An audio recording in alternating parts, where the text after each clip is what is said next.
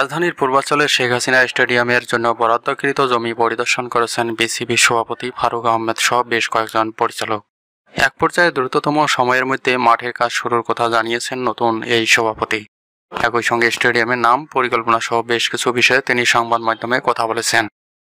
Stadium পরিদর্শন শেষে গণমাধ্যমের মুখোমুখি হয়ে বিসিবি সভাপতি ফারুক বলেন, এখন আমরা এটাকে যত দ্রুত মাঠের শেপ দিতে পারি, এটা আমাদের একটা priority.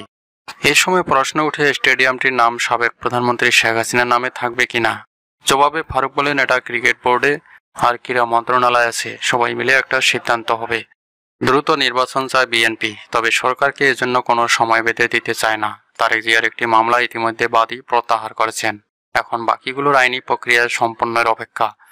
BNP chairperson Khaleda Zia কবে নাগাদ চিকিৎসার জন্য বিদেশে যেতে পারবেন সে বিষয়টিও আপাতত অনিশ্চিত। দলটির স্থায়ী কমিটির সদস্য সালাউদ্দিন আহমেদ বলেন, সুষ্ঠু নির্বাচনের জন্য যেটুকু সংস্কার দরকার তার জন্য সর্বোচ্চ 6 মাস লাগতে পারে বলে আমি মনে করি। সংস্কারের টার্গেট হতে হবে নির্বাচন।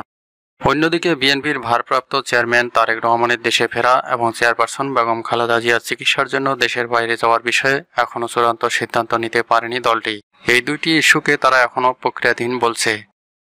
রাজধানী রাস্তায় ব্যাটারি মোটরচালিত রিকশা চলাচল বন্ধ করা সহ 7 দাবিতে কাকরাইল সড়ক অবরোধ করে ঝটিকা মিছিল করেছেন প্যাডেল চালিত রিকশা চালকরা। শনিবার দুপুর 12টার দিকে কাকরাইল মোড়ে এমন চিত্র দেখা যায়।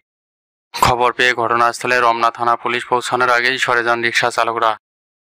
এর আগে রাজধানী রাস্তায় ব্যাটারি মোটরচালিত রিকশা চলাচল বন্ধ করা সহ 7 দাবিতে গত 26শে আগস্ট সকাল 10টার দিকে শাহবাগ মোড়ে বৃহত্তর ঢাকা সিটি কর্পোরেশন রিকশা মালিক ঐক্যজোট ব্যানারে শাহবাগ মোড়ে অবস্থান নেন প্যাডেল চালিত রিকশা চালকরা। পট পরিবর্তনের পর থেকে বাংলাদেশ ফুটবল ফেডারেশনের সভাপতি কাজী সালাউদ্দিনের পদত্যাগ দাবি করে আসছিলেন ফুটবল সমর্থক ও সাবেক খেলোয়াড়রা। আজ সকালে বাংলাদেশ ফুটবল ফেডারেশন ভবনের সামনে এসেছিলেন বিএনপি পন্থী ক্রীড়া সংগঠক ও সাবেক ফুটবলাররা।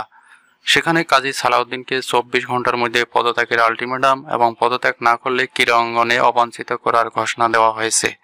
আজ শনিবার বিএনপির অন্যতম শীর্ষ নেতা ও ক্রীড়া উন্নয়ন পরিষদের সভাপতি আব্দুস সালাম বলেন, কাজী সালাউদ্দিনকে 24 ঘন্টার মধ্যে পদত্যাগ করতে হবে। পদত্যাগ না করলে ক্রীড়া অঙ্গন থেকেও অবাঞ্ছিত হবে। জাতীয় ফুটবল দলের সাবেক অধিনায়ক আমিনুল হকও সালাউদ্দিনের পদত্যাগ দাবি জানিয়ে বলেন, ফুটবল ফেডারেশনে সালাউদ্দিন সহ অন্যদের থাকার অধিকার নেই। তারা দুর্নীতি ও ফুটবলকে নিচে নামিয়েছে। বিএনপির মহাসচিব মির্জা ফখরুল ইসলাম আলমগীর বলেছেন, কোনো চাঁদাবাজদের সঙ্গে বিএনপির সম্পর্ক নেই। তিনি বলেন, কোনো এলাকায় কেউ যদি বিএনপির নাম ভাঙিয়ে চাঁদাবাজি করে তাহলে তাকে ধরে পুলিশের হাতে তুলে দিন।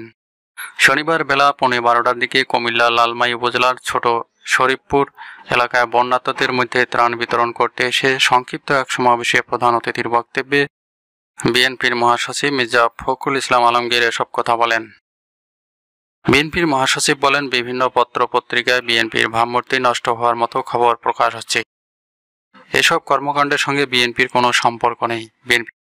বিএনপির মহাসচিব মির্জা ফখরুল ইসলাম আলমগীর বলেছেন, ছাত্র জনতার গণ অভ্যুত্থানের মধ্য দিয়ে যে বিজয় অর্জিত হয়েছে সেই বিজয়কে নস্যাৎ করার চেষ্টা চলছে।